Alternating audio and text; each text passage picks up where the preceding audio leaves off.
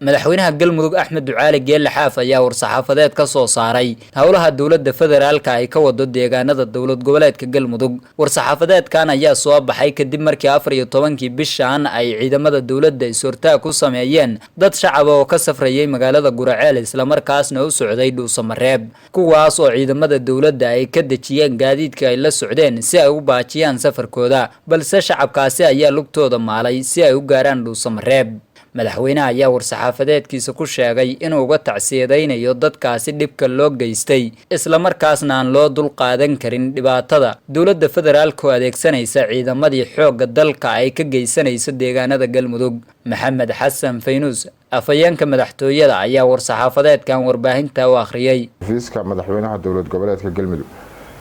madaxweynaha dowlad goboleedka galmudug isagoo ka xun kana tacsiyeynaya sida foosha xun ciidamada dowladda federaalka u dhibaateeyeen bilmageydadii reer Guraceel ee u socday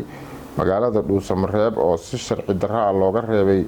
gaadiidkii ay ku safrayeen. falkaasi oo yimid in yar kadib markii dowladda federaalka ay ku guuldareysatay midnimadii iyo maamul dhisidii dowlad goboleedka galmudug, isla markaasina ay ka dhex abuurtay kooxo yar oo gacan ku rimisa si ay ugu adeegaan danahooda gaarka. arrinkaasi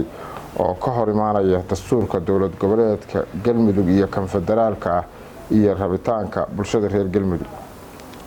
haddaba madaxweynaha isagoo il gaara ku haya kana danqanaya dhibaatooyinka dowladda federaalka ay ku hayso dhinacyada siyaasadda, nabadgelyada, dhaqaalaha iyo arrimaha bulshada deegaanadan iyo danaha dadka reer galmudug, wuxuu soo saaray qodobadan: in dowladda federaalka ah faraha kala baxdo arrimaha galmudug mar haddii ay ku kashifantay wax ka qabashada arrimaha galmudug dhinac kasta. bulshada reer galmudug uma dulqaadan karaan in lagu xadgudbo xuquuqdooda dastuuriga ah iyo xorriyadda lama taabtaanka ah. jawaab cad ayay ka bixin doonaan xadgudubyada lagula kacay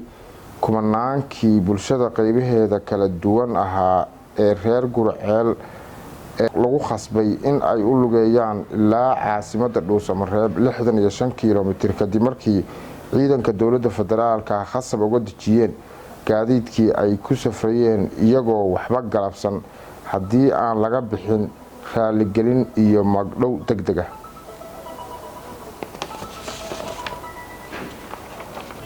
madaxweynuhu wuxuu cambaaraynayaa falalka bahalnimada ah ee ciidanka dowladda federaalka qaybahooda kala duwan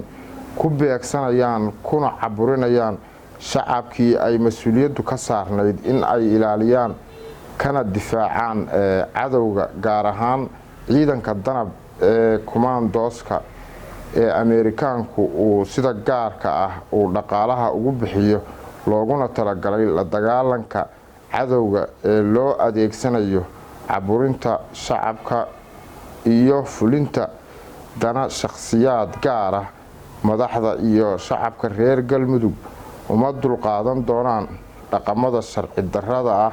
wayna kula xisaabtani doonaan khaladaadka ay ka galeen deegaanadooda. dhanka kale war-saxaafadeedkan ayaa digniin loogu diray saraakiisha iyo saraakiil ku-xigeenada ciidanka xoogga dalka qaybtooda 12aad ee ka howlgala deegaanada galmudug, kuwaas oo la faray inaan loo adeegsan dhibaataynta shacabkooda iyadoo la eegayo dana gaar ah ayaa lagu yiri war-saxaafadeedkani.